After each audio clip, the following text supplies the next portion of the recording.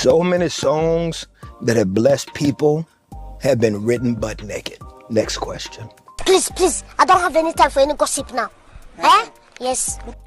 What is up, all my truth seekers? This is Pastor Jacob with yet another biblical first responder video, and this is Witness Wednesday. So you know what I need you to do. All of these wonderful, beautiful things that helps this channel grow. I appreciate that. What does this verse mean to you? When you hear this verse from the Word of God, what does this mean to you? Leviticus chapter 19 verse 2 says, "Speak to the entire assembly of Israel and say to them, be holy, because I, the Lord your God, am holy." And then I'll just reiterate it again, this time from the New Testament. 1 Peter chapter 1 verses 15 and 16 says, "But just as he who called you is holy, so be holy in all you do. For it is written, be holy, because I am holy." So you get it from the Old Testament and the New Testament. What does it mean to be holy? What does it mean to be holy? Well, the word holy means set apart. That means you're different. That means you're peculiar. That means you're not like everybody else. Can we say the same about some of our musical artists that are calling themselves gospel nowadays? When we listen to Kirk Franklin, do we hear holy? So many songs that have blessed people have been written butt naked. Next question. Really? But not one sock on. Out straight out the bed. But if you come over to my house, don't sit on that piano bench. Sit on that piano bench. That piano bench ain't had nothing but cheeks on that piano bench. For Jesus. Next question. Number one, I failed to see what was so funny. What was so funny?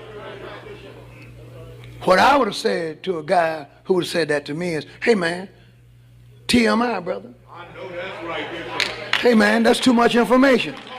Hey brother, where you going with that? That's right. Am I right, Doc? Am I right? Hey man, whoa, what you saying?" What you saying? Does that sound holy to you? Does that sound like somebody who reverences God, someone who honors God, someone who esteems God, someone who recognizes and acknowledges that God is holy above all, and what we do for him in his presence, all that we offer up to him should be as holy as we can make it, as holy as an offer can possibly be from sinful human beings, the best we can give him? Does the music that Kirk Franklin and other artists like him are putting out, is that holy? Does it sound holy to you? Does the sound of it sound holy to you? Does the lyrics, the words in the song, does it sound holy to you? Now, mind you, I'm nobody's judge, but the Bible tells us we must have discernment, that we must test every spirit to see if it is from God. And when you listen to Kirk Franklin and those like him, when you hear Kirk Franklin sit on this interview and say he writes most of his songs butt naked, why would that be something that comes out of the mouth of a Christian gospel artist, a person who is supposed to fear God, reverence God, and honor God, somebody who is supposed to be trying to be holy because his God is holy? Is that supposed to be what we're supposed to hear from these people? Absolutely not, ladies and gentlemen. Now, I am no judge of Kirk Franklin's salvation, but if we're judging by his work and we're judging by the words that come out of his mouth, which that's all we're privy to, we don't know his heart, but by the words that come out of this man's mouth, much of what he does lacks holiness. It doesn't matter how good it sounds or it makes you dance, it makes you move. Worship is not for you. Worship is not for me. Worship is for God. So whatever we sing, do, or say needs to be uplifting and glorifying and magnifying God. And what we sing, if it doesn't do that, then what good is it? Ladies and gentlemen, I'm not picking on Kirk Franklin, but he's a very good example of somebody we tend to think a lot of, who sells a lot of records, who makes a lot of music, who can get gospel music played in the club and in the church. And then by the words that come out of his mouth, it would seem that his fruit is not matching what he's proclaiming.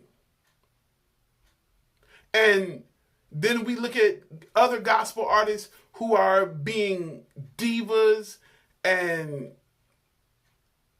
lying on promoters and all sorts of stuff, even where secular artists are calling out the gospel artists for homosexuality, calling them out for sexual immorality, calling them out for pedophilia and all sorts of things.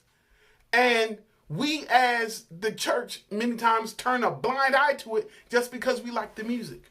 We have to be very careful not to be hypocritical. We have to be very careful not to put these guys up on pedestals because they're making a circus out of the church. But God will have the last say. God will expose all truth. Everything done in the dark will come to the light, and we better be very careful. We better be very careful what we do in the dark, because God will expose those things if it means saving our souls or saving the souls of those who are listening to it and are led down the wrong path by it. So, ladies and gentlemen, what do you think? Leave your comments in the comment section. Like this video, subscribe to my channel if you have not, and share this video with your friends. God bless you till the next time.